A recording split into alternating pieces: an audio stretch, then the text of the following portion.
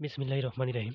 প্রিয় শিক্ষার্থী বন্ধুরা, এখানে প্রমাণ করো যে tan theta plus sec theta whole square equal to 1 plus sin theta divided 1 minus sin theta. এখানে প্রমাণ করতে বলছে যে বাম পক্ষ থেকে ডান পক্ষ অথবা লেফট সাইড থেকে রাইট সাইড প্রমাণ করব। এখানে লেফট সাইড দেওয়া আছে tan theta plus sec theta whole square. এখানে tan থিটার পরিবর্তে লেখা যায় sin থিটা ভাগ cos থিটা, অর্থাৎ tan থিটার পরিবর্তে sin থিটা ভাগ cos থিটা। তাহলে sec থিটার পরিবর্তে লেখা যায় 1 ভাগ cos থিটা।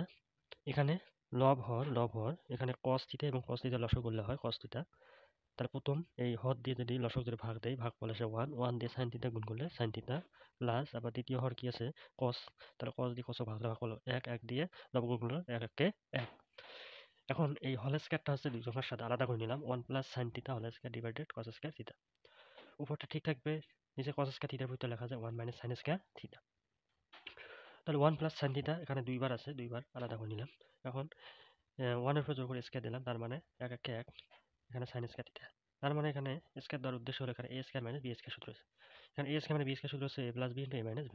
তাহলে a বলতে 1 প্লাস b বলতে sin থিটা ইন্টু a বলতে 1 b বলতে sin থিটা।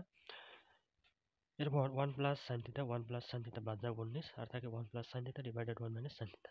তাহলে লেফট সাইড থেকে রাইট সাইড আমার পুরো বসেছে, সুতরাং left side equal right side. ধন্যবাদ সকলকে।